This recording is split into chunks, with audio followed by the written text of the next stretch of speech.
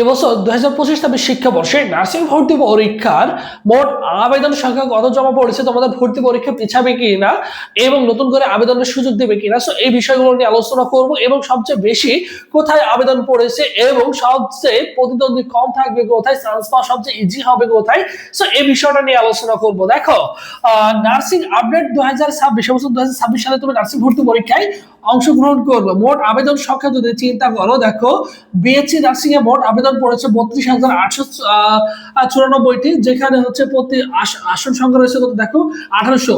মানে একটি একটি সিটের জন্য লড়াই করবে কতজন শিক্ষার্থী, 19 জন শিক্ষার্থী। এরপর দেখো ডিপ্লোমা নার্সিং, এই ডিপ্লোমা নার্সিং এ দেখো মোট 41,541 জন আবেদন করেছে। আসন সংখ্যা হচ্ছে আমাদের 28,055টি। প্রতি আসনের বিপরীতে লড়াই করবে হচ্ছে কতজন শিক্ষার্থী, 15 জন শিক্ষার্থী। এখন মিডিওফারি নার্সিং, এটা হচ্ছে শুধু মেয়েদের জন্য। এখানে আসন সংখ্যা সবচেয়ে আবেদন সংখ্যা সবচেয়ে কম পড়েছে 8,509টি এবং আসন সংখ্যা রয়েছে 1825টি। এই যে এই আসনগুলো হচ্ছে সকলেই তোমরা জানো যে সরকারি নার্সিং কলেজের আসন সংখ্যা। তো টোটাল দেখো আসন প্রতি লড়বে হচ্ছে 5 জন শিক্ষার্থী।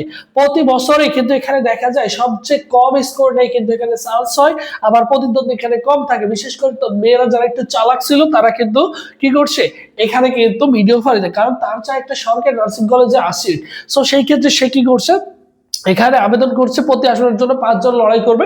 একটু ভালো করে পড়াশোনা করলে দেখা যায় এখানে 5 জন লড়ছে, এখানে 2 থেকে 3 জন অলমোস্ট 40 তুলতে পারবে না, তারা ফেল করবে।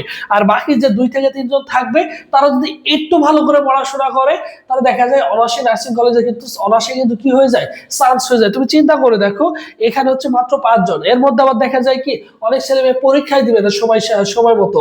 সো সেই ক্ষেত্রে তুমি যদি একটু একটু ভালো করে পড়াশোনা করো, গুছিয়ে প্রিপারেশন নাও, তোমার জন্য কিন্তু অনার্সে এখানে একটি আসন সুনিশ্চিত হয়ে যাবে।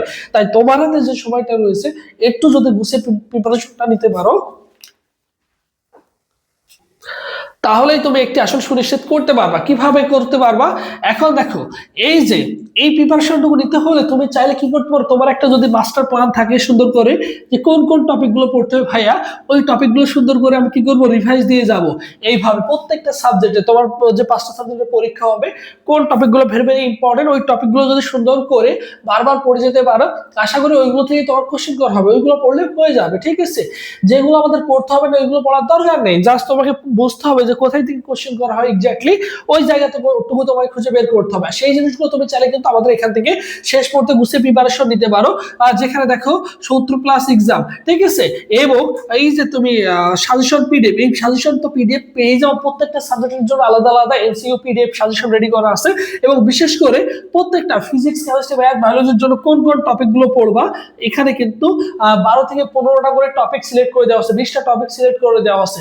এই 15-20টা টপিক যদি সুন্দর করে পড়তে পারো, বাংলার জন্য 15-20টা, ইংলিশের জন্য 15-20টা দেওয়া আছে, তোমার সাধারণ বিজ্ঞানের জন্য দেওয়া আছে, প্রত্যেকটা সাবজেক্টের জন্য আলাদা আলাদা ভাবে দেওয়া আছে। এবং তোমরা যারা বিএসসি নার্সিং দেওয়া তাদের জন্য কিন্তু আমাদের এই অনলাইন এক্সাম ব্যাচটি রয়েছে, চাইলে সেখানে তুমি কিন্তু যুক্ত হতে পারো।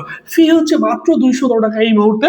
জাস্ট ভর্তি হওয়ার প্রসেস 01727675241 এই নম্বরে 200 টাকা বিকাশ বা নগদ সেন্ড মানি করে এই নম্বরে হোয়াটসঅ্যাপে নক করলে তোমাকে সঙ্গে সঙ্গে গ্রুপে অ্যাড করে দেওয়া হবে। আর সঙ্গে সঙ্গে সবকিছু তুমি সাজেশন সবকিছু পেয়ে যাবা, তোমাকে সুন্দর করে বুঝিয়ে দেওয়া হবে। সো যারা যুক্ত হতে চাও, এটা সায়েন্স আর কমার্সের জন্য আলাদা আলাদা ব্যাচ রয়েছে, চাইলে সেখানে যুক্ত হতে পারো।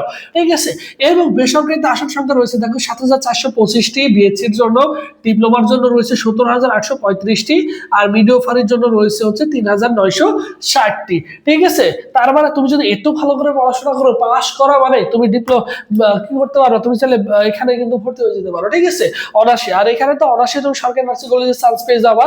এবং ডিপ্লোমা মিডিওফারি নিয়েও হতাশ হওয়ার কোনো কিছু নেই, তোমাকে একটু ভালো করে পড়াশোনা করতে হবে, টপিক গুলো জানতে হবে যে কোথায় থেকে কোশ্চেন করা হয়েছে, ওই টপিক গুলো তোমাকে সঙ্গে সঙ্গে কিন্তু দিয়ে দেওয়া হবে। ঠিক আছে, সবাই ভালো থাকো, সুস্থ থাকো, পরবর্তীতে আবার তোমাদের সাথে দেখা হচ্ছে।